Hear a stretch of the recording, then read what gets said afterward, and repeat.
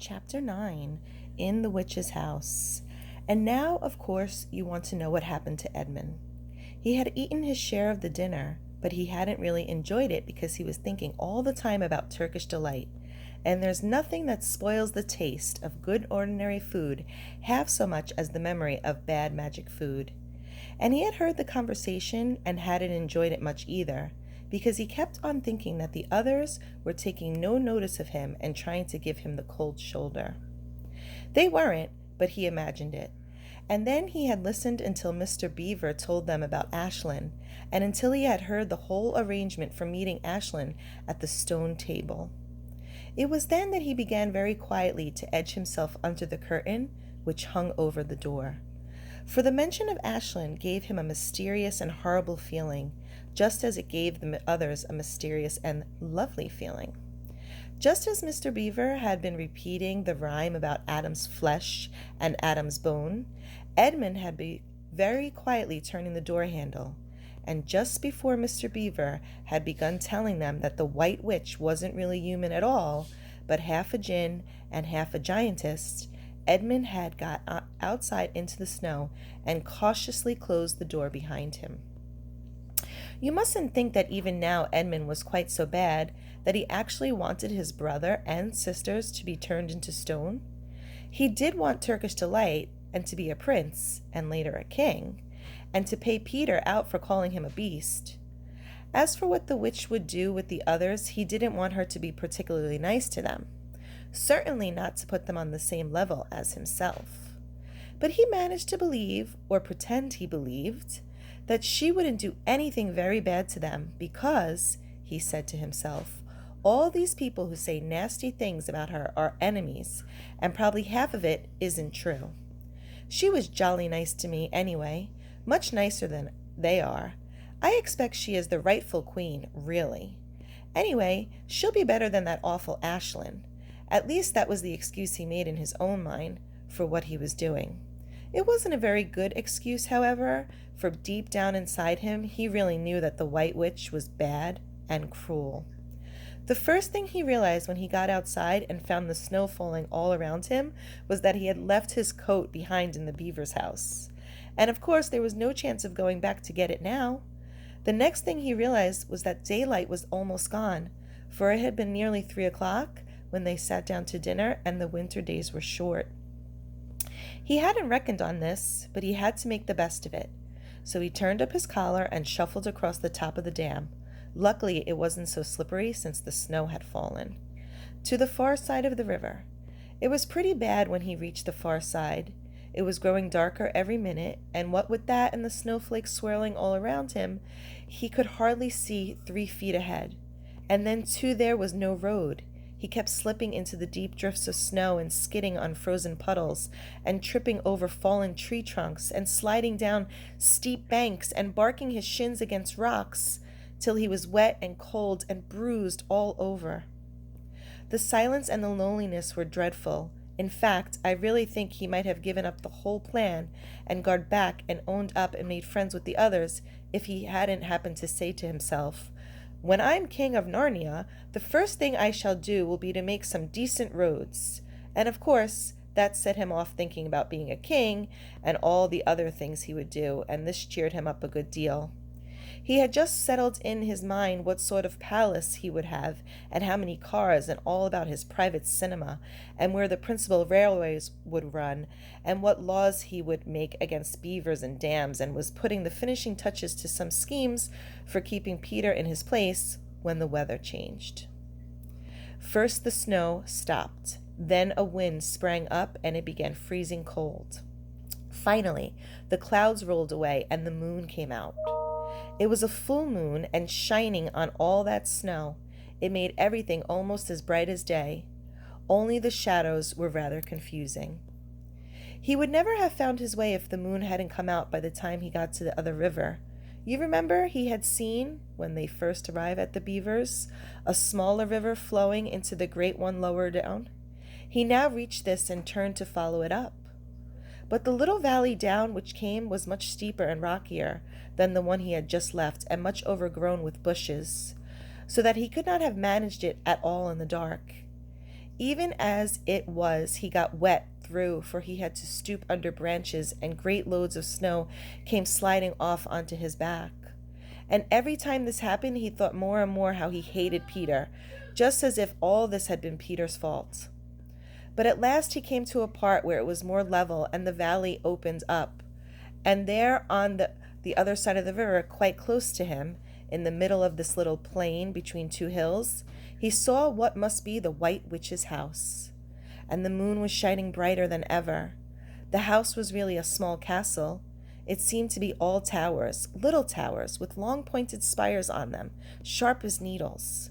They looked like the huge dunce's caps or sorcerer's caps, and they shone in the moonlight, and their long shadows looked strange on the snow. Edmund began to be afraid of the house. But it was too late to think of turning back now. He crossed the river on the ice and walked up to the house. There was nothing stirring, not the slightest sound anywhere. Even his own feet made no noise on the deep, newly fallen snow. He walked on, past corner after corner of the house, and past turret after turret to find the door. He had to go right round to the far side before he found it. It was a huge arch, but the great iron gate stood wide open. Edmund crept up to the arch and looked inside the courtyard, and there he saw a sight that nearly made his heart stop beating. Just inside the gate, with the moonlight shining on it, stood an enormous lion, crouched as if it was ready to spring. And Edmund stood in the shadow of the arch, afraid to go on and afraid to go back, with his knees knocking together. He stood there so long that his teeth would have been chattering with cold, even if they had not been chattering with fear.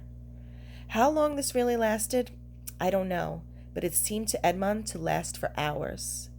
Then at last he began to wonder why the lion was standing so still, for it hadn't moved 1 inch since he first set eyes on it. Edmund now ventured a little nearer, still keeping in the shadow of the arch as much as he could. He now saw from the way the lion was standing that it couldn't have been looking at him at all.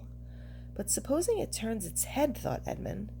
In fact, it was staring at something else, namely a little dwarf who stood with his back to it about 4 feet away. Aha, thought Edmund. When it springs at the dwarf, that will be my chance to escape. But still the lion never moved, nor did the dwarf. And now, at last, Edmund remembered what the others had said about the White Witch turning people into stone. Perhaps this was only a stone lion. And as soon as he thought of that, he noticed that the lion's back and the top of its head were covered with snow. Of course, it must only be a statue. No living animal would have let itself get covered with snow. Then very slowly, with his heart beating as if it would burst, Edmund ventured to go up to the lion. Even now he hardly dared to touch it. But at last he put out his hand very quickly and did. It was cold stone. It had been frightened of a mere statue. The relief which Edmund felt was so great that in spite of the cold, he suddenly got warm all over right down to his toes.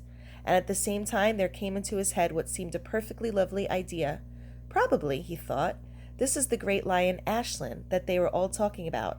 She's caught him already and turned him into stone. So, that's the end of all their fine ideas about him. Pooh, who's afraid of Ashlyn? And he stood there gloating over the stone lion, and presently he did something very silly and childish. He took a stump of lead pencil out of his pocket and scribbled a mustache on the lion's upper lip, and then a pair of spectacles on its eyes. Then he said, "Ha! Silly old Ashlyn, how do you like being a stone? You thought yourself mighty fine, didn't you? But in spite of the scribbles on its face, and the great stone beast still looks so terrible and sad and noble, staring up into the moonlight, that Edmund didn't really get any fun out of jeering at it. He turned away and began to cross the courtyard. As he got in the middle of it, he saw that there were dozens of statues all about, standing here and there, rather as the pieces stand on a chessboard when it's halfway through the game. There were stone styres and stone wolves, bears and foxes and catamounts of stone. There were lovely stone shapes that looked like women, but who were really the spirits of trees. There was the great shape of a centaur and a winged horse and a long, lithe creature that Edmund took to be a dragon. They all looked so strange, standing there perfectly lifelike and also perfectly still. In the bright cold moonlight that in the eerie work crossing the courtyard, right in the very middle stood a huge shape like a man, but as tall as a tree, with a fierce face and a shaggy beard and a great club in its right hand. Even though he knew that it was only a stone giant and not a live one, Edmund did not like going past it. He now saw that there was a dim light showing from a doorway on the far side of the courtyard. He went to it. There was a flight of stone steps going up to the open door. Edmund went up. Across the threshold lay a great wolf. It's all right, he kept saying to himself. It's only a stone wolf. It can't hurt me. And he raised his leg to step over it. Instantly the huge creature rose, with all the hair bristling along its back, opened a great red mouth, and said in a growling voice, "Who's there? Who's there? Stand still, stranger, and tell me who you are." "If you please, sir," said Edmund, trembling so that he could barely speak.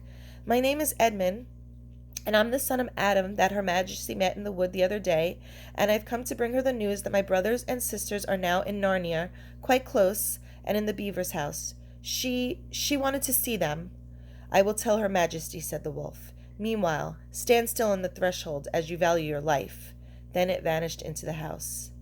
Esmond stood and waited, his fingers aching with cold and his heart pounding in his chest. And presently the great wolf, Morgrim, the chief of the witches' secret police, came bounding back and said, "Come in, fortunate favourite of the queen, or else not so fortunate." And Edmund went in, taking great care not to tread on the wolf's paws. He found himself in a long gloomy hall with many pillars, full as the courtyard had been of statues. The one nearest the door was a little fawn, with a very sad expression on its face, and Edmund couldn't help wondering if this might be Lucy's friend. The only light that came from a single lamp, and close beside this sat the White Witch. "I've come, your Majesty," said Edmund, rushing eagerly forward. "How dare you come alone?" said the witch in a terrible voice. "Did I not tell you to bring the others with you?" "Please, your Majesty," said Edmund, "I've done the best I can. I've brought them quite close. They're in the little house on top of the dam, just up the river, with Mr. and Mrs. Beaver." A slow, cruel smile came over the witch's face. "Is this all your news?" she asked. "No, your Majesty," said Edmund, and proceeded to tell her all he had heard before leaving the beaver's house. "What, Ashlyn?" cried the Queen. "Ashlyn, is this true? If I find you have lied to me, please, I'm only repeating what they said," stammered Edmund. But the Queen, who was no longer attending to him, clapped her hands. Instantly, the same dwarf whom Edward had seen with her before appeared. "Make ready our sledge," ordered to the witch, "and use the harness without bells."